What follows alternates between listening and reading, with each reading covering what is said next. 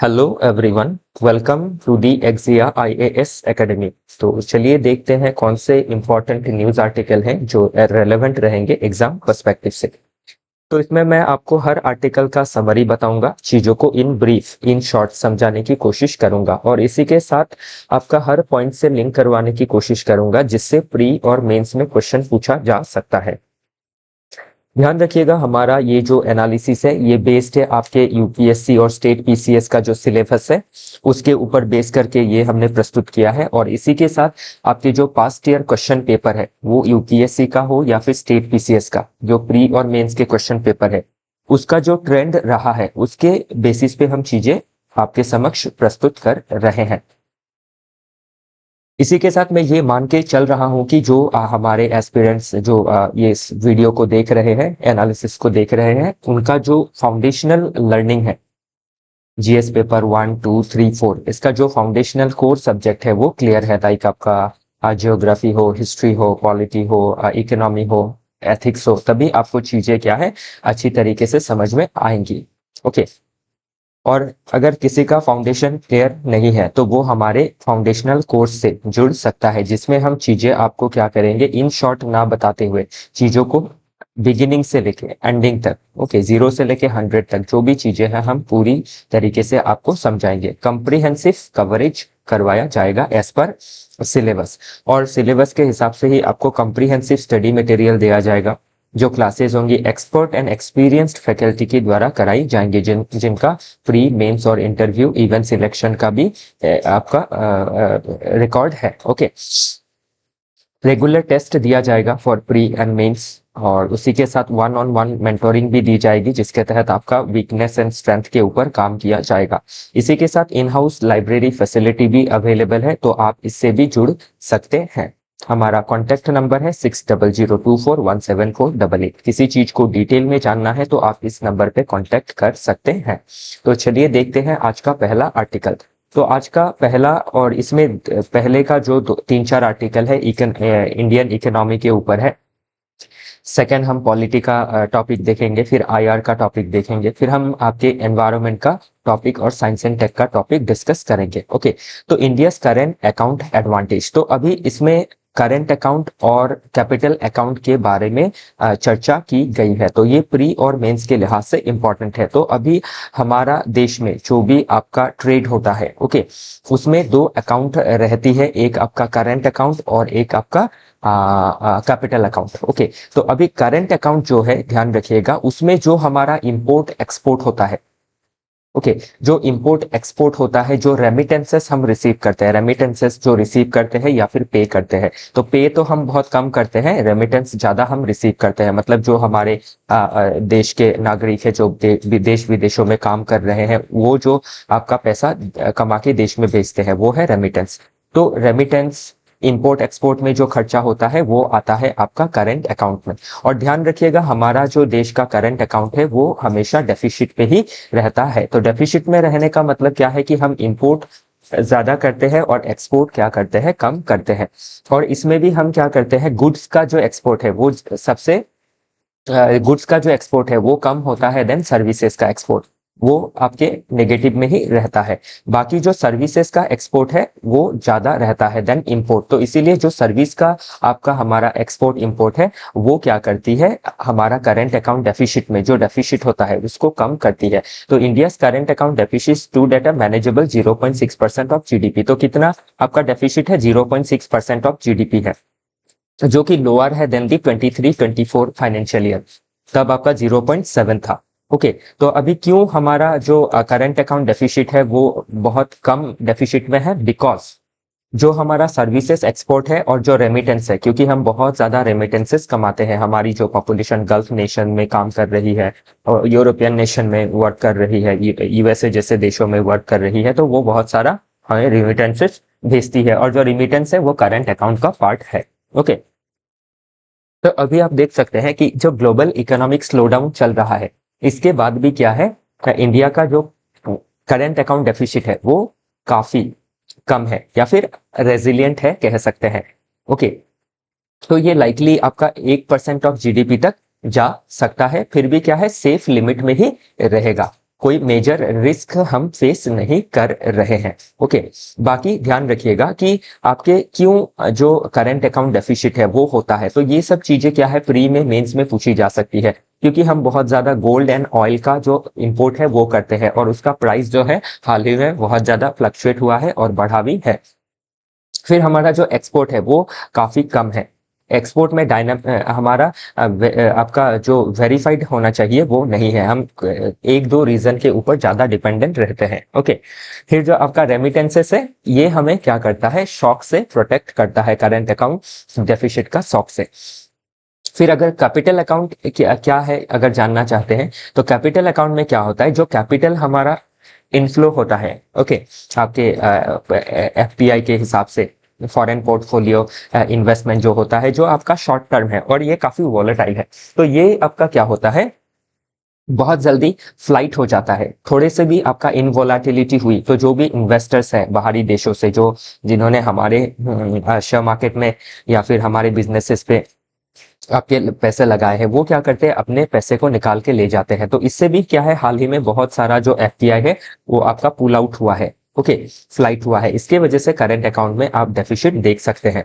बाकी आप क्या ध्यान रखिएगा, जो कैपिटल अकाउंट है, ओके, मतलब ये current account deficit FPI pull out की वजह से सीधा सीधा आप नहीं कह सकते कि कम हुआ है, लेकिन इम्पैक्ट पड़ा है आपके करंट अकाउंट डेफिसिट में। बाकी कैपिटल अकाउंट में क्या होता है, क्या क्या चीजें आती है, इसमें आती है आपकी नंबर वन जो एफपीआई है, फॉरेन पोर्टफोलियो इन्वेस्टमेंट, फिर एफडीआई है, फॉरेन डायरेक्ट इन्वेस्टमेंट जो स्टेबल है। देन इसमें आता है आपका जो एक्सटर्नल हमारा कॉमर्शियल बोरोइंग है, वो सभी चीजें आपके कैपिटल अकाउंट में आती है। तो प्रीलिम्स में पूछा जा सकता है कि कैपिटल अकाउंट क्या कंस्टिट्यूट करता है, करंट अकाउंट क्या कंस्टिट्यूट करता है, ध्यान रखिएगा। और हमारा जो करंट अकाउंट है वो फुल्ली कन्वर्टेबल नहीं है, वो भी ध्यान रखिएगा। ओके, नेक्स्ट हम अगर आगे देखें तो इसमें आपका जो की टर्म्स है उसको एक्सप्लेन किया गया है। ये प्री के लिहाज से इंपॉर्टेंट रहेगा, जैसे current account deficit refers to, ऐसा करके क्वेश्चंस बन सकता है। और प्लस मेंस में इन शब्द को इस्तेमाल किया जाना पड़ सकता है। ओके, तो करंट अकाउंट डेफिसिट क्या होता है, जो अभी बताया, shortfall between total import of goods and services and transfer versus exports. Okay, फिर इनविजिबल्स क्या है, जो इनकम आता है फ्रॉम सर्विसेज, रेमिटेंस आती है, उनको इनविजिबल कहा जाता है एक टर्म में। फिर रेमिटेंस मैंने बताया ही। फॉरेन डायरेक्ट इन्वेस्टमेंट जो है स्टेबल है, जो क्या करता है, आपके डिफरेंट कंपनीज में आपका इन्वेस्टमेंट करता है, और इन्वेस्टमेंट में आपका मैनेजमेंट का भी पार्ट होता है। एफपीआई मैनेजमेंट का पार्ट नहीं होता है, ये शॉर्ट टर्म के लिए है। ओके, तो ये आपका क्या है, शॉर्ट टर्म के लिए है एफपीआई, तो ये ध्यान रखिएगा। फिर ग्लोबल कैपेबिलिटी सेंटर्स क्या है, जो हम क्या करते हैं, आपके सर्विसेज प्रोवाइड करते हैं डिफरेंट नेशंस को, जैसे offshore service delivery centres for MNC providing IT services, finances. Okay, जो बिजनेस प्रोसेस आउटसोर्सिंग होता है ना, वो ये जीसीसी के जरिए ही किया जाता है। ओके, फिर professional and management consulting, high value consulting services जो हम प्रोवाइड करते हैं, ये हमारे देश से एक्सपोर्ट होता है। तो ये सभी चीजें प्रीलिम्स में पूछी जा सकती है। और मेंस में भी हमें जब करंट अकाउंट रिलेटेड कोई क्वेश्चन, कैपिटल अकाउंट रिलेटेड कोई क्वेश्चन बनता है, तो उसमें ये सभी चीजों का जिक्र करना जरूरी हो सकता है, ध्यान रखिएगा। बाकी जिनका आपका बेसिक क्लियर नहीं है, ओके, अगर आप कंटिन्यू पढ़ेंगे ना तो बेसिक क्लियर नहीं होने से भी हो जाएगा। आपको पहला क्या करना है, ये जो आर्टिकल है इसका बेसिक जो एक्सप्लेनेशन है, टर्म्स का एक्सप्लेनेशन, उसको देख लीजिए। उसके बाद इस आर्टिकल को एक बार खुद से पढ़िए, जिससे आपका क्या है, वोकैबुलरी स्ट्रांग होगा, आपको चीजें क्या है समझने में और आसानी होंगी। ओके, और उसके बाद आप ये इन सभी चीजों को पढ़ सकते हैं। चलिए देखते हैं अगला आर्टिकल।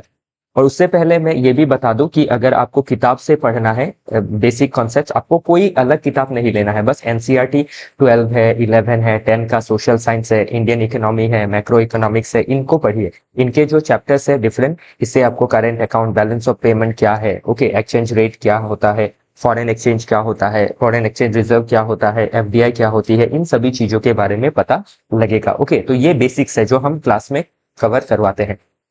फिर आपका ये जो आर्टिकल है किससे लिंक करता है, क्वेश्चन इससे कहाँ कहाँ बन सकता है। ओके, तो इसमें आपका सिलेबस का सेगमेंट को दिखाया गया है, Indian economy, growth, development, balance of payment, ये सभी चीजें बार बार पूछी जाती है और पूछी जाएंगी। फिर जीएस पेपर वन, ग्लोबलाइजेशन पूछा जा सकता है, ओके, सोसाइटी के एंगल से। फिर इकोनॉमिक्स जो ऑप्शनल है उसमें international economy, balance of payment, forex, ये सभी चीजें पूछी जा सकती है। ओके, ध्यान रखिएगा।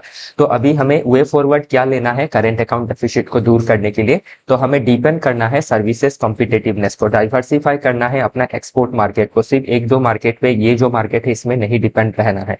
रेमिटेंस सपोर्ट जो है वो देना जरूरी है। कमोडिटी स्ट्रेटेजी हमें लेना जरूरी है ताकि हम क्या कर सके, डिफरेंट जो कमोडिटी है उसका स्ट्रेटेजिक रिजर्व रख सके, जैसे क्रूड ऑयल, जिससे प्राइस का अगर फ्लक्चुएशन भी होता है तो हमें ज्यादा दिक्कत नहीं झेलनी पड़ेंगी। तो ये सभी चीजें आप एक बार देख लीजिएगा। नेक्स्ट आर्टिकल बात करता है पोटेंशियल ग्रोथ स्टेज एट 6.5%। तो हमारे देश का जो अभी ग्रोथ है या फिर जो ग्रोथ आपका ट्रेजेक्टरी है, जो पाथ ले रहा है, वो पाथ में ग्रोथ कितना परसेंट है? 6.5% है। ये आपके ग्लोबल लेवल, ग्लोबल कंपैरिजन से देखे तो इंडिया का जो इकोनॉमी है one of the fastest growing economy है। फिर भी हमारा जो डिजायर्ड लेवल ऑफ ग्रोथ है वो लगभग 10% के आसपास होना चाहिए।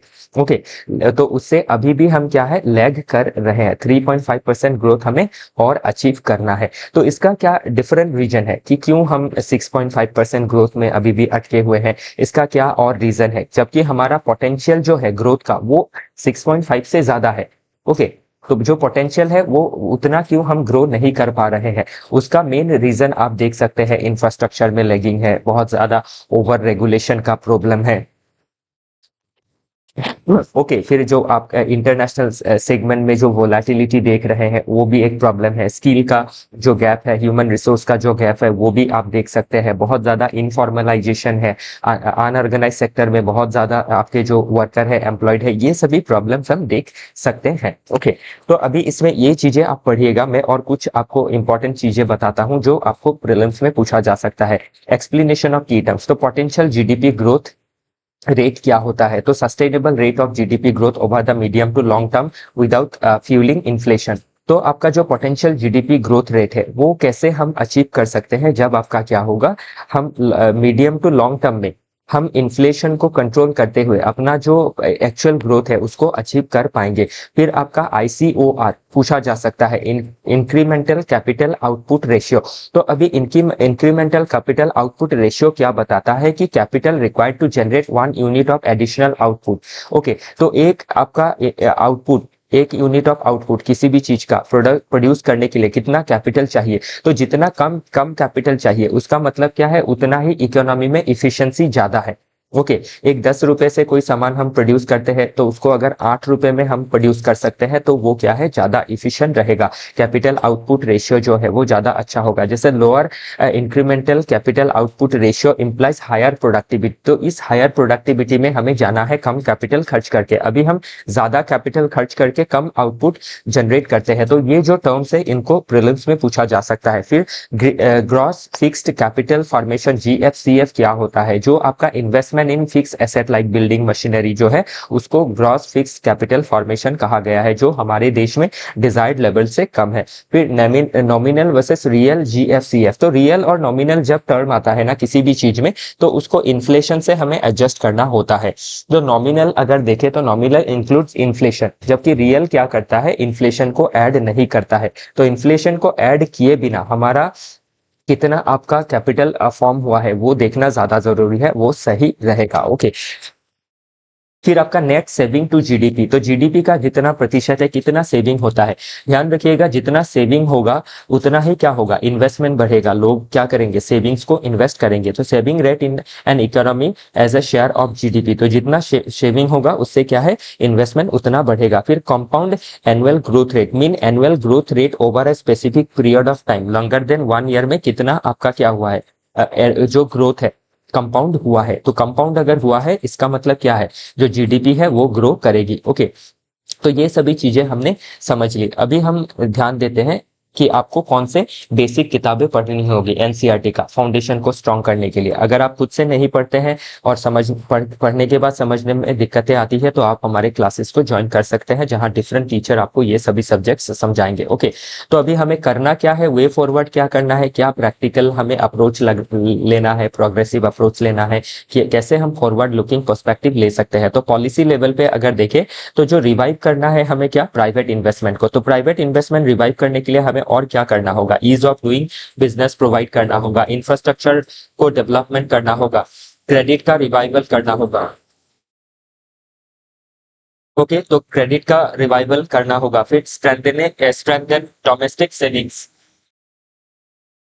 तो जो आपका डोमेस्टिक सेविंग है उसको स्ट्रेंथन करना होगा। जब डोमेस्टिक सेविंग स्ट्रेंथन होगा तो वो इन्वेस्टमेंट में जाएगा। उसके लिए क्या करना है, फाइनेंशियल इंक्लूजन करना है लोगों का, रिफॉर्म करना है pension, insurance and capital market में, फॉर्मलाइजेशन करना है आपके जो वर्कर्स है, ऑप्टिमाइज करना है पब्लिक इन्वेस्टमेंट को, प्रायोरिटाइज करना है प्रोडक्टिव चीजों में इन्वेस्टमेंट आपका करे, जैसे ट्रांसपोर्ट, डिजिटल इंफ्रास्ट्रक्चर। ओके, और अवॉइड करना है crowding out of private investment. तो गवर्नमेंट अगर ज्यादा आपका क्या करने लगी, मार्केट से बोरो करने लगी, तो प्राइवेट सेक्टर को लोन नहीं मिलेगा। उसी फेनोमेना को कहा जाता है क्राउडिंग आउट फेनोमेना। ओके, तो ये भी प्रीलिम्स में पूछा जा सकता है। फिर स्ट्रक्चरल रिफॉर्म में हमें क्या करना है, मैन्युफैक्चरिंग में जो आपका वैल्यू एडिशन है उसको बढ़ाना है, फिर इंक्रीमेंटल जो आपका कैपिटल आउटपुट रेशियो है उसको बढ़ाना है।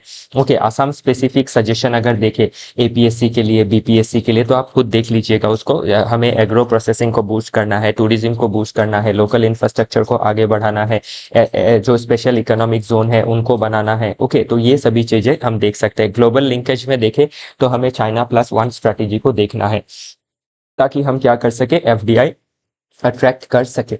नेक्स्ट आर्टिकल बात करता है अबाउट फिस्कल फेडरलिज्म के बारे में। ओके, तो अभी फिस्कल फेडरलिज्म में क्या होता है कि आपकी जो फेडरल स्ट्रक्चर है उसमें जो आपके फिस्कल रिसोर्सेस है उसका जो आपका डिवीजन है वो कैसे रहेगा। ओके, सेंटर को कितना रिसोर्स जाएगा, स्टेट को कितना रिसोर्स एलोकेट होगा, सेंटर जो रिसोर्सेस मोबिलाइज कर रही है उतने उससे कितना परसेंटेज स्टेट के साथ शेयर किया जाएगा, उन सभी जो मामले हैं उसको क्या कहा जाता है, फिस्कल फेडरलिज्म। तो हमारे देश का जो फिस्कल फेडरलिज्म है उसमें आपका बहुत समय पे फ्रिक्शन देखा जाता है। तो हाल ही में क्या है, एक फ्रिक्शन देखा गया है।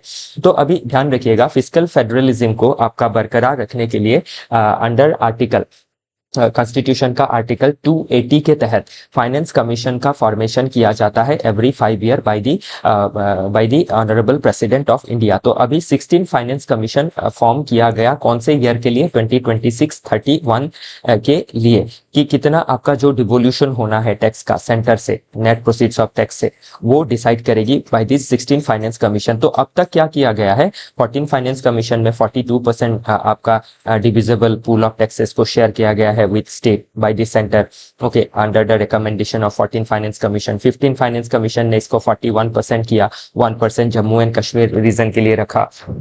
तो अभी जो स्टेट है वो ये मांग रही है कि 50% डिवोल्यूशन होना चाहिए, क्योंकि स्टेट के पास बहुत सारा दायित्व रहता है, हेल्थ का, एजुकेशन का, इंफ्रास्ट्रक्चर का, लोकल लेवल पे। तो इसी के लिए क्या है, आपका जो डिवोल्यूशन है वो ज्यादा होना चाहिए। बहुत सारे स्टेट क्या है, आपके सेंटर के ऊपर रिलाय रहते हैं, 25 to 30% ऑफ टोटल बजट, और इसमें भी आपका जो 41 या फिर 42% जो डिवोल्यूशन हुआ है वो सफिशिएंट नहीं है। स्टेट्स को फिर आपका बोरो करना पड़ता है, एक्सेप्ट द रिचर स्टेट। जो रिच स्टेट है वो तो अपना एक्सपेंस जो है खुद ही मीट करते हैं। ओके,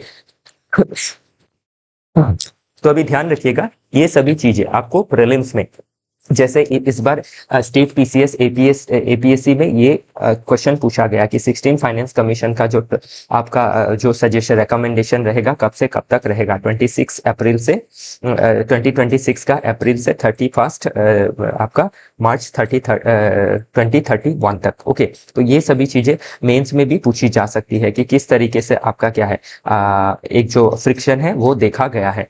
तो डिविजिबल जो पूल है वो ऑलरेडी बताया है। Okay, taxes collected by union minus collection charges shared with state under article 270। तो डिविजिबल पूल ऑफ टैक्सेस को शेयर करना पड़ता है अंडर आर्टिकल 270 और उसके लिए अंडर आर्टिकल 280 फाइनेंस कमीशन को बनाया जाता है। ये 5 मेंबर बॉडी है, 4 मेंबर 1 चेयरमैन रहता है इसमें। फिर ग्रांट इन एड क्या है? अंडर आर्टिकल 275 स्टैट्यूटरी ग्रांट दी जाती है और अंडर आर्टिकल 282 स्पेशल जो नीड्स है स्टेट का वो पूरा किया जाता है। फिर स्टेट को रेवेन्यू डेफिसिट ग्रांट भी दिया जाता है, प्लान फंड भी दिया जाता है। तो प्लानिंग का जो फंड है आजकल नहीं दिया जाता है क्योंकि प्लानिंग कमीशन का एवोल्यूशन हो गया है और जो आपका डिफरेंस था प्लान नॉन प्लान एक्सपेंडिचर उसको भी हटा दिया गया है। तो ये सभी बहुत इंपॉर्टेंट रहेंगी। ओके, तो अभी क्या करना है, जो फ्रिक्शन है उसको दूर करने के लिए एक जो हमारे फिलोसोफर रहे हैं बुद्धा, तो बुद्धा का जो मिडिल पाथ अप्रोच है उसको लेना जरूरी है। Neither over centralisation nor reckless devolution. Okay, तो ये देखना जरूरी है, जस्टिस एंड इक्विटी को देखना जरूरी है स्टेट के बीच में। Okay, prudence versus political expediency. तो इसमें प्रूडेंस को ध्यान रखना है कि आपका केयरफुल रिसोर्स एलोकेशन हो। तो ए प्रूडेंस जैसे वर्ड जो है, पॉलिटिकल एक्सपीडियंसी जैसे जो वर्ड है ये एग्जाम में बन सकते हैं। बाकी चीजें आपको अगर आपका बेसिक क्लियर नहीं है तो एनसीईआरटी के आप क्लास 12 11 ये सभी की बुक्स पढ़ सकते हैं, पॉलिटी के, इकोनॉमी के, ओके, ज्योग्राफी के, रीजनल डिसएबिलिटी को समझने के लिए, डेवलपमेंटल इम्बैलेंस को समझने के लिए। तो आपको सारी चीजें लिंक करके आपको समझना जरूरी रहेगा। फिर आपका क्वेश्चन कैसे पूछे जा सकते हैं, सिलेबस से क्या लिंक है वो भी हमने दिखाया है। ओके, ताकि ऑथेंटिसिटी बना रहे। तो पॉलिसी रिकमेंडेशन में क्या करना है, बैलेंस करना है डिवोल्यूशन को, ट्रांसपेरेंट तरीके से ग्रांट एंड एड को देना है अंडर आर्टिकल 275, स्ट्रेंथन करना है स्टेट कैपेसिटीज को ताकि वो खुद से अपना खर्चा कमा सके। ओके, इंस्टीट्यूशनल मैकेनिज्म्स को डेवलप करना है, परमानेंट फिस्कल काउंसिल को बनाना जरूरी है। ओके, तो इसीलिए अभी क्या करना है, कोऑपरेटिव फेडरलिज्म आपका 2 को देखना जरूरी है। तो ध्यान रखिएगा जो आर्टिकल है, फिर आपका जो फैक्चुअल चीजें हैं प्रीलिम्स में और जो आपके फैक्चुअल कॉन्सेप्चुअल चीजें हैं मेंस में काम में आएंगी।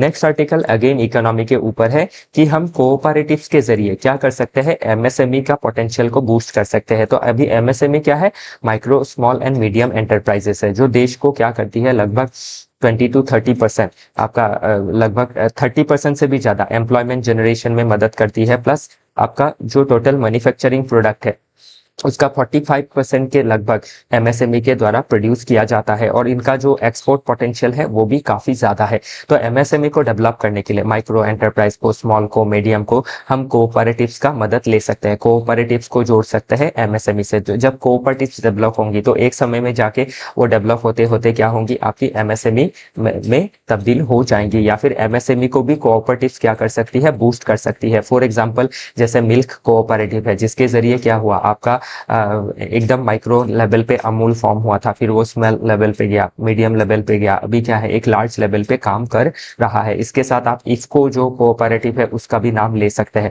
तो इस तरीके से हम क्या कर सकते हैं, कोऑपरेटिव्स के जरिए एमएसएमई का जो आपका डेवलपमेंट है उसको आगे बढ़ा सकते हैं। तो इसके लिए गवर्नमेंट को क्या करना है, कोऑपरेटिव स्ट्रक्चर को और आपका स्ट्रेंथन करना जरूरी है। डिफरेंट कोऑपरेटिव्स को जो आपके लीगल, टेक्निकल, ओके, जो एक्सपर्टीज चाहिए वो प्रोवाइड करनी जरूरी है, इनको लिटरेसी देना जरूरी है, फिर क्रेडिट देना जरूरी है, टेक्निकल सपोर्ट देना जरूरी है। ओके, तो ये आपका जरूरी रहेगा। तो उससे हम क्या कर सकते हैं, कोऑपरेटिव के जरिए एमएसएमई को डेवलप कर सकते हैं। ध्यान रखिएगा cooperative, self help group, non governmental organisation, MSME, इनके ऊपर क्वेश्चन पूछा जाएगा ही जाएगा। ओके, इसमें कोई दो राय नहीं है। तो अभी क्या है, जो आपका role of PM Vishwakarma scheme है जिसमें डिफरेंट आर्टिजन्स जो है उनको डिफरेंट तरीके से मदद किया जाएगा, technically, skill wise, loan wise. तो ये सभी चीजें देखनी जरूरी है। तो अभी एमएसएमई का रोल देखिए आप, 33% कंट्रीब्यूट करता है जीडीपी को। मैंने तो लगभग 30-40% बताया था एक्सपोर्ट का, 48% एक्सपोर्ट है।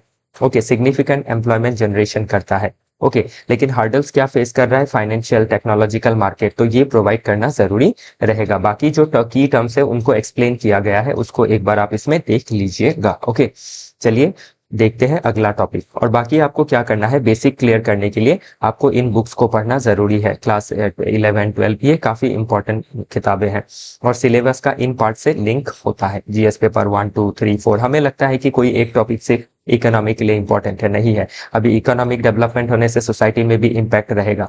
डेवलपमेंट के लिए गवर्नेंस को भी गवर्नमेंट को भी गवर्नेंस के जरिए डिफरेंट पॉलिसीज लेनी जरूरी रहेंगी।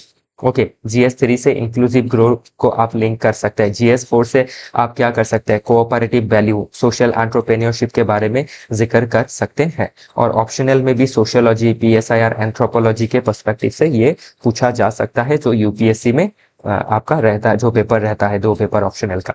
फिर वे फॉरवर्ड में आपको क्या करना है, डिजिटल कोऑपरेटिव बढ़ाना है, क्रेडिट रिफॉर्म करना है, इनका कैपेसिटी बिल्ड करना है, क्लस्टर बेस्ड डेवलप करना है। क्लस्टर बेस मतलब एक रीजन में एक पर्टिकुलर पॉपुलेशन को लेके क्लस्टर बनाना है, मॉनिटर करना है, इवोल्यूशन करना है, यूथ एंगेजमेंट करना है। तो ये सभी चीजें आप मेंशन कर सकते हैं। नेक्स्ट आर्टिकल, कल का ही जो आर्टिकल हमने देखा था उसी का आपका इसमें और एक पर्सपेक्टिव दिया है, तो सेम आर्टिकल ही है, तो इसको एक बार आप पढ़िएगा कि इंडिया का जो कॉन्स्टिट्यूशन है उसका स्पिरिट आपका सोशलिज्म एंड सेकुलरिज्म में छुपा हुआ है। क्योंकि हमारा देश अगर आप देखें तो बहुत ज्यादा poverty, hunger, okay, malnutrition, इन सभी से जूझ रहा है। तो इसके लिए हमारा देश में सोशलिज्म का जो आइडियोलॉजी है वो रहना काफी जरूरी है। और आपका हमारा देश क्या है, आपका मल्टी एथनिक, मल्टी डाइवर्स है, आपके different ethnic communities, okay, religious communities, linguistic communities रहती है। तो इसीलिए सेकुलरिज्म का भी जो आइडियोलॉजी है वो हमारे कॉन्स्टिट्यूशन का क्या है, मेन स्पिरिट है। तो अभी इसमें मुद्दा क्या है, डिफरेंट जो आपकी सोशियो कल्चरल ग्रुप है वो क्रिटिसाइज कर रही है कि सोशलिज्म एंड सेकुलरिज्म को 42nd अमेंडमेंट एक्ट के तहत 1976 में ऐड किया गया था, तो इसको हटा दिया जाना चाहिए। तो इसको रखे या हटाए, बात वो नहीं है। ओके, बात ये है कि अगर सोशलिज्म को वर्ड को हटा भी दिया जाता है प्रीलिम से, तो भी इंडिया क्या है, आपका ओरिजिनली सोशलिस्टिक नेशन ही है। कैसे? क्योंकि हमारे देश में जो डायरेक्टिव, हमारे कॉन्स्टिट्यूशन में जो directive principles of state policy है वो सोशलिस्टिक पॉलिसीज के बारे में बताता है, वेलफेयर नेशन के बारे में बताता है। फिर सेकुलरिज्म के लिए अगर सेकुलरिज्म शब्द को हटा भी दिया जाता है प्रियम्बल से, तो भी हमारा क्या कॉन्स्टिट्यूशन सेकुलर है। कैसे? बाय आपका article 14, article 15, article 16, okay, then आपका आर्टिकल 25 टू 28 जो रिलीजियस फ्रीडम के बारे में बात करता है, 29, 30 जो कल्चरल राइट्स के बारे में बात करता है। तो इसीलिए क्या है, ये जो चीजें हैं बहुत ही बेतुकी है कि इन वर्ड्स को हटाया जाना चाहिए। ओके, क्योंकि इनका जो स्पिरिट है वो कॉन्स्टिट्यूशन में हम देख ही सकते हैं। तो ये 2 वर्ड अगर हम आपके प्रीफेस जो है कॉन्स्टिट्यूशन का प्रियम्बल उसमें ऐड करते हैं, तो उसको क्या करता है, ये उसका स्पिरिट को इंट्रोडक्शन में दिखाता है। ओके, तो इसीलिए क्या है, आपका हमारा देश कंप्लीट एक सोशलिज्म के पैटर्न में बेस्ड देश है। सेकुलरिज्म हमारे देश में पहले से ही है। ओके, तो इसके बारे में मैंने बताया था ना, कैसे आपका एंशियंट समय से ही किस तरीके से हमारे सिविलाइजेशन ने क्या किया है, डिफरेंट फेथ को आपका से रेस्पेक्ट करते आया है। इसीलिए क्या है, बहुत डिफरेंट तरह के रिलीजन हमारे देश में ही सर्ज हुए हैं, इनका जेनेसिस हमारे देश में ही है। तो बाकी चीजों को थोड़ा बहुत आप पढ़िएगा, क्योंकि इसको मैंने कल समझाया ही था। नेक्स्ट आर्टिकल बात करता है, is US imperialism a threat to the world? Yes, जो यूएस का जो आपका इंपेरियलिज्म है। ओके, तो अभी ध्यान रखिएगा, इसमें कीवर्ड्स को एक्सप्लेन किया गया है। इंपेरियलिज्म क्या होता है? A sort of dominance of a nation over other through military, economic and political means. जैसे ब्रिटिशर्स ने हमारे देश के ऊपर क्या किया था, आपका डोमिनेंस दिखाया था। ओके, तो उसको कहा गया है इंपेरियलिज्म। हेजीमोनी क्या है? लीडरशिप और predominant influence exercise by one nation over others. तो इंपेरियलिज्म जो ओल्ड टर्म है, न्यू टर्म में आप हेजीमोनी देख सकते हैं। मल्टीपोलरिटी का मतलब क्या है? बहुत सारे देश, वर्ल्ड जो आपका ऑर्डर है उसमें पावरफुल है।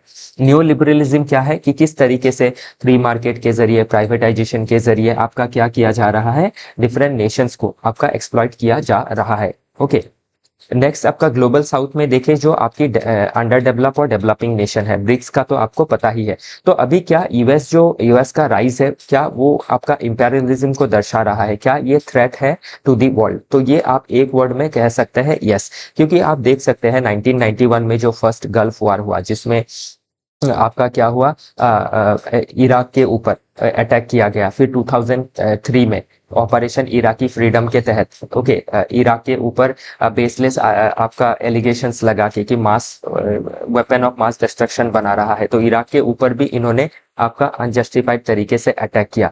फिर आप देख सकते हैं ईरान के ऊपर भी हाल ही में आपके अटैक किया गया बाय यूएसए। तो ये यूएसए क्या कर रही है, जो आपका वर्ल्ड ऑर्डर है उसमें एक केओटिक केओस क्रिएट कर रही है, अपना जो इम्पेरियलिस्टिक टेंडेंसीज है उसको दर्शा रही है, और एक जो रूल बेस्ड ऑर्डर है उसको फॉलो नहीं कर रही है। तो वही चीजें इसमें डिस्कस की गई है। ओके, तो अमेरिका फर्स्ट जो अप्रोच है वो आपका यूनिलैटरल टेंडेंसीज को दिखा रहा है। इवन यूएस के जो खुद के एलाइज है वो भी इनसे हट रहे हैं, और यूएस बिहेव कर रहा है एज अ टिपिकल हेजिमॉन और इंटरनेशनल ऑर्डर्स को वायलेट कर रहा है, रूल बेस्ड ऑर्डर को। फिर आपका मल्टीलेटरल ऑर्डर को रिस्पेक्ट नहीं कर रहा है, जो जैसे मन में आ रहा है वो कर रहा है। तो वैसा काम कौन करता है, जो इंपेरियलिस्ट है। तो यस, यूएस का जो इंपेरियलिज्म है ये थ्रेट है वर्ल्ड के लिए, और इसमें आप जेलेंस्की के साथ जो डिस्कशन हुआ था उसमें भी आप देख सकते हैं किस तरीके से इन्होंने इंसल्टिव तरीके से जो डेलिबरेशन है वो किया। तो ये सभी इंपेरियलिस्ट टेंडेंसीज को दिखा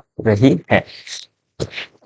जो आपका डेमोक्रेटिक वे के जरिए जो डिस्कशन होना चाहिए रूल बेस्ड तरीके से, यूएन के चार्टर के तरीके से, वो ये फॉलो नहीं कर रही है। तो वो सभी चीजें आप इसमें देख सकते हैं। बाकी की टर्म्स को ध्यान रखिएगा, आईआर का क्वेश्चन लिखने के लिए इन की टर्म्स का जरूरत पड़ता है। ओके, और प्लस इसमें क्या लिंकेजेस है वो भी आप देख सकते हैं। चलिए देखते हैं आगे।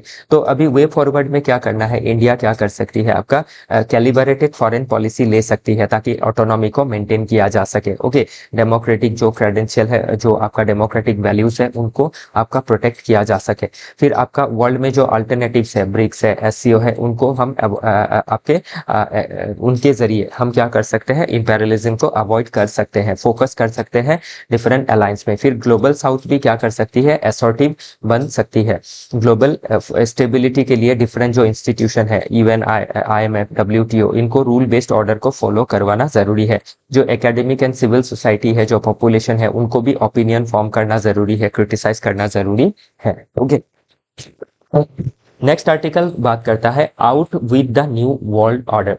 तो जो न्यू वर्ल्ड ऑर्डर था, म्यूचुअलिज्म के ऊपर बेस था, लिबरलिज्म के ऊपर बेस था, राइट बेस था, तो वो अभी हट के क्या हो रहा है, एक आपका नया जो वर्ल्ड ऑर्डर था जो सही था वो हट के अभी ओल्ड जो ऑर्डर था वो आ गया है। जो हम पास्ट में आपके वर्ल्ड वार के समय, कोल्ड वार के समय जो देख रहे थे, पावर असर्ट करना, हेजिमोनिक टेंडेंसीज को दिखाना, राइट्स को वायलेट करना, छोटे देशों को आपके गिनती में ना लेना, तो ये सभी चीजें वापस आ रही है, जो इंटरनेशनल एरिना में क्या कर सकती है, लॉलेसनेस को फैला सकती है, केओटिक कर सकती है, जो आपके नेशन का प्रोग्रेस है उसको रोक सकती है, जो आपका डिफरेंट ह्यूमैनिटी का जो प्रोग्रेस है उसको हॉल्ट कर सकती है। तो अगर पास्ट में हम देखें तो आपका पीस ऑफ वेस्टफेलिया, तो वेस्टफेलियन जो वर्ल्ड ऑर्डर है, जो आज का नेशन स्टेट ऑर्डर है, देश बनना, देश आपके शांति के लिए काम करना, वो सिस्टम वेस्टफेलियन सिस्टम के तहत आया। ट्रीटी ऑफ वेस्टफेलिया के बाद 1648 फिर कांग्रेस ऑफ वियना आया, क्योंकि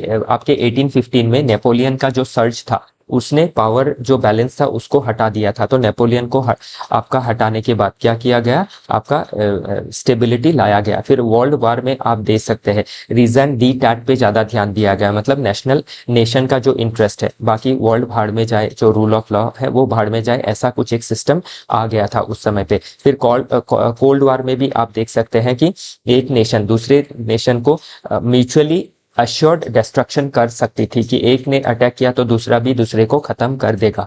वो उस समय आप एक बाइपोलरिटी देख सकते हैं यूएसए एंड यूएसएसआर का। तो यूएसएसआर का जब खत्म हुआ 1991 में, तो उसके बाद क्या हुआ, यूएसए का हेजिमोनी आया 2000 तक, लेकिन उसके बाद क्या हुआ, फिर से मल्टीपोलरिटी आने लगी। यूएसए के पैरेलली चाइना का राइज हो गया, आपका इंडिया का राइज होने लगा, साउथ अफ्रीका का राइज होने लगा, ब्राजील का राइज होने लगा, फिर मल्टीलैटरल जो ऑर्गेनाइजेशन है लाइक यूरोपियन यूनियन का सर्च हुआ। तो ये सभी चीजें आप मेंशन कर सकते हैं, लेकिन वो चीजें अभी क्या हो रही है, फिर से पुराना जो पॉलिटिक्स था, power politics, national interest, okay, उसको ज़्यादा अभी ध्यान दिया जा रहा है। तो ध्यान रखिएगा, रीजन डी टैट क्या है, ओके, फिर बैलेंस ऑफ पावर क्या है, पीस ऑफ वेस्टफेलिया क्या है, इसको थोड़ा बहुत देख लीजिएगा। आपको जीएस पेपर 2 आईआर में, फिर आपको जीएस पेपर 4 एथिक्स में क्वेश्चन लिखने को मिलेगा कि कैसे क्या करती है इंटरेस्ट के ऊपर इंटरनेशनल पॉलिटिक्स या फिर ग्लोबल पॉलिटिक्स डिपेंडेंट है। ओके, चलिए देखते हैं अगला आर्टिकल।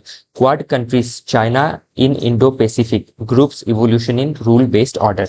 तो अभी देख सकते हैं जो आपका लॉलेसनेस है इंटरनेशनल एरिना में by countries like USA, okay, जो क्या कर रही, यूनिलैटरल पॉलिसीज ले रही है।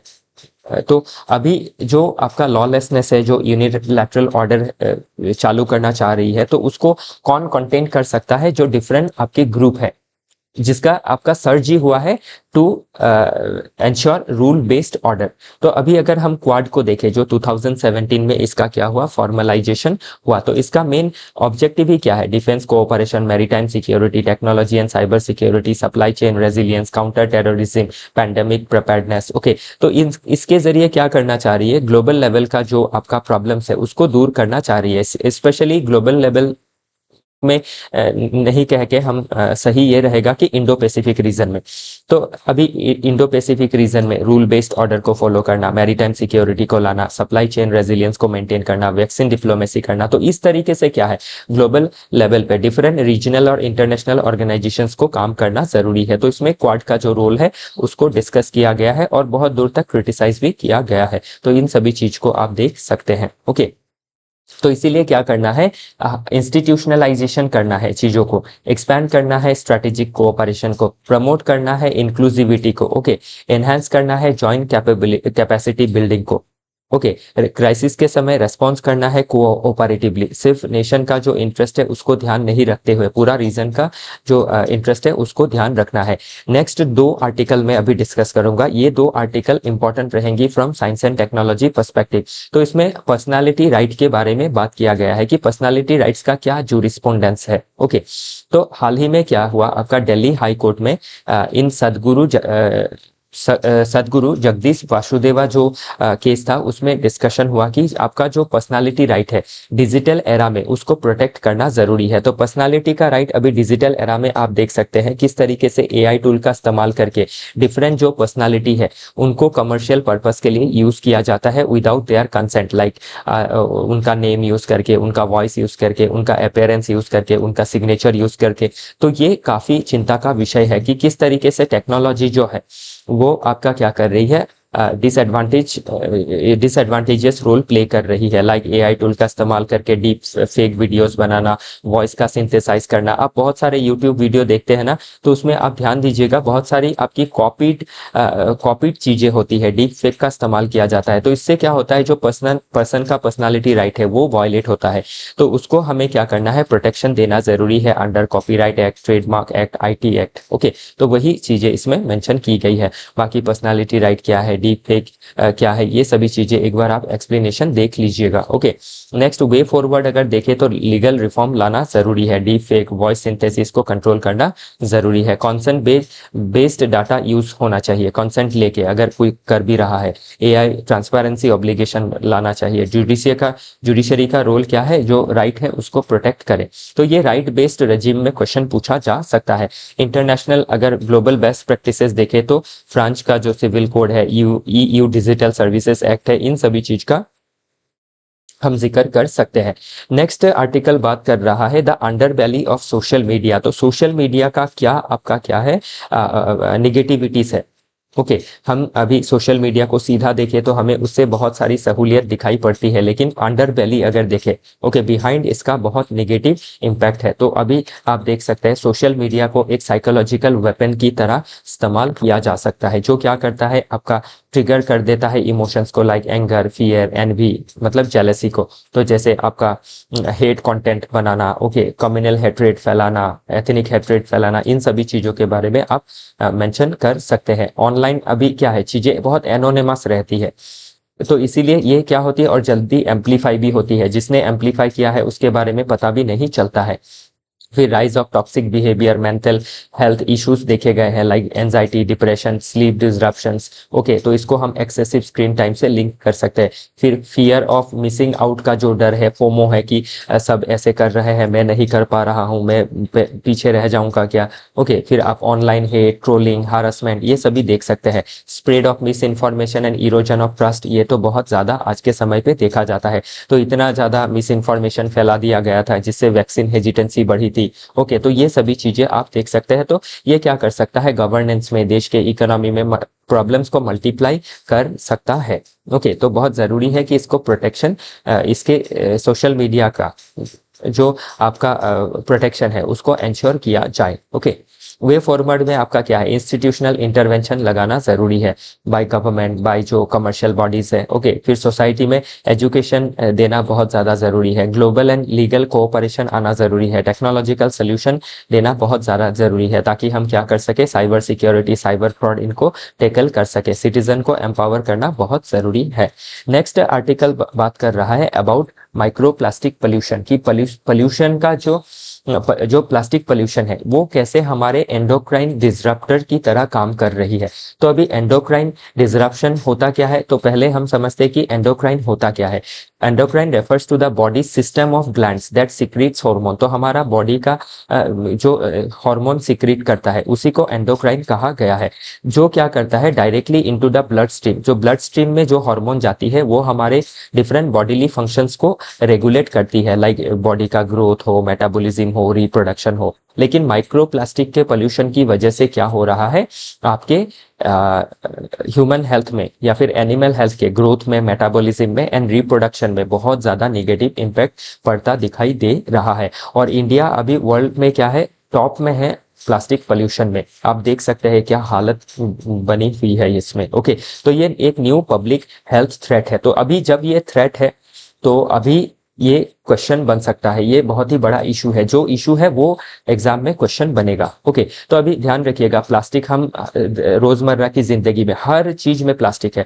वाटर बॉटल हो या फिर कोई चीज हमें कैरी करना हो, या फिर हम जो खाना खाते हैं, जो हमें जो भी प्लेट्स है, जो भी बॉल्स है, ओके, या फिर ग्लास तक भी प्लास्टिक आ गई है। जो क्या करती है, हमें लगता है कि इससे कोई प्रॉब्लम नहीं होगा, लेकिन छोटे छोटे कणों में प्लास्टिक हमारे अंदर जाते रहता है और वो हेल्थ का क्राइसिस को जनरेट करता है। इसीलिए हमें प्लास्टिक जैसे चीज़ों को अवॉइड करके ग्लास, स्टील, इन सभी चीज़ों को लेना चाहिए। और हम मार्केट में जाते हैं तो भी उसमें प्लास्टिक को यूज़ नहीं करना चाहिए। तो अभी एग्जाम में हम लिखेंगे क्या कि गवर्नमेंट को क्या करना है, प्लास्टिक वेस्ट मैनेजमेंट रूल्स 2016, 22, 24 है। तो इसके ज़रिए हमें क्या करना है, आपका प्लास्टिक को कंटेन करना ज़रूरी है, प्लास्टिक को आपका सेपरेट करना ज़रूरी है, इसको हैंडल प्रॉपरली हैंडल करना ज़रूरी है, स्पेशली माइक्रो प्लास्टिक का जो प्रॉब्लम है। ओके, जो आपके एंडोक्राइन को डिसरप्ट करती है। ओके, फिर आप इसमें चीज़ों को अगर इसका बेसिक समझना चाहते हैं तो ये किताबें पढ़िएगा, बायोलॉजी, साइंस सब नहीं पढ़ना है, बस जो चैप्टर्स ज़रूरी है वही पढ़ने हैं। वे फॉरवर्ड में हम क्या कर सकते हैं, पॉलिसी रिफॉर्म में आपका जो माइक्रोप्लास्टिक है उसको मॉनिटर करने के लिए आपका बायो मॉनिटरिंग प्रोग्राम्स ले सकते हैं। ओके, फिर बायोडिग्रेडेबल अदर अल्टरनेटिव्स का इस्तेमाल कर सकते हैं। ओके, फिर आपका जो फिल्ट्रेशन है, वाटर फिल्ट्रेशन, उसको और टेक्नोलॉजी उसका बढ़ा सकते हैं, पब्लिक अवेयरनेस को बढ़ा सकते हैं, फूड सेफ्टी प्रैक्टिसेस सिखा सकते हैं, कम्युनिटी अवेयरनेस को जनरेट कर सकते हैं कि किस तरीके से प्लास्टिक को एट सोर्स सेग्रीगेट करना है। इंडिविजुअल स्टेप में हम ग्लास ले सकते हैं, स्टेनलेस स्टील का इस्तेमाल कर सकते हैं, सेरामिक अल्टरनेटिव्स ले सकते हैं। तो ये सभी चीज़ें आपको देखना ज़रूरी है कि हम कैसे एक्शन लेंगे, household, community, industry, government, then international body. तो इस तरीके से आपको आंसर लिखना जरूरी रहेगा। नेक्स्ट आर्टिकल अगेन एनवायरनमेंट के बारे में ही बात करता है कि किस तरीके से हम क्या कर सकते हैं, ग्रीन ट्रांसफॉर्मेशन ला सकते हैं थ्रू एनवायरमेंटल गवर्नेंस। तो एनवायरमेंटल गवर्नेंस क्या होता है कि किस तरीके से हम एनवायरमेंट को मैनेज और एडमिनिस्टर कर सकते हैं by using government policy, by using government finances. Okay, ताकि हम ग्रीन ट्रांसफॉर्मेशन हो और जो प्रॉब्लम लाइक आपका ग्रीन हाउस गैस का ज़्यादा इमिशन है, ग्लोबल वार्मिंग का का प्रॉब्लम है, बायोडाइवर्सिटी के ऊपर चैलेंज है, ओके, क्लाइमेट चेंज का प्रॉब्लम है, ग्रीन हाउस नहीं, आपका ओजन है, ओजन होल का प्रॉब्लम है, ओजन डिप्लीशन का प्रॉब्लम है, ये सभी चीज़ों को हम टैकल कर सकते हैं। तो इसके लिए आप डिफरेंट प्रोग्राम्स को इस्तेमाल कर सकते हैं, जैसे नेशनल क्लीन एयर प्रोग्राम के ज़रिए, perform achieve and trade scheme के ज़रिए, ईपीआर के ज़रिए, एक्सटेंडेड प्रोड्यूसर रेस्पॉन्सिबिलिटी। तो ये सभी चीज़ें ध्यान रखिएगा, हम अभी जो प्लास्टिक पोल्यूशन पढ़ा उसमें भी इस्तेमाल कर सकते हैं। फिर सर्कुलर इकोनॉमी का कॉन्सेप्ट को हम आगे बढ़ा सकते हैं ताकि हम रिसोर्स को इफिशिएंटली यूज कर सके, ओके। फिर नेक्स्ट अगर आप देखें तो इन सभी टर्म्स को एक बार पढ़ लीजिएगा, क्योंकि सर्कुलर इकोनॉमी रेफर्स टू, ऐसा क्वेश्चन प्री में बन सकता है। सर्कुलर इकोनॉमी का इंपॉर्टेंस, सिग्निफिकेंस, ओके, अचीवमेंट, इनके बारे में क्वेश्चन बन सकता है मेंस में, ओके। तो वे फॉरवर्ड में आप देख सकते हैं क्या करना है। ग्रीन क्रेडिट प्रोग्राम को लगाना है, कार्बन क्रेडिट प्रोग्राम को आगे बढ़ाना है, ओके। फिर आपका कूलिंग एक्शन प्लान लेना है हीट वेव से बचने के लिए, ओके। बिहेवियरल चेंजेस लाने ज़रूरी है, एक्सटेंडेड प्रोड्यूसर रिस्पॉन्सिबिलिटी को बढ़ाना ज़रूरी है। फिर ये सभी चीज़ें आप लिख सकते हैं। तो इसी के साथ आज का जो डिस्कशन है वो समाप्त होता है। कल फिर मिलेंगे डिफरेंट आर्टिकल के साथ। आज के लिए इतना ही।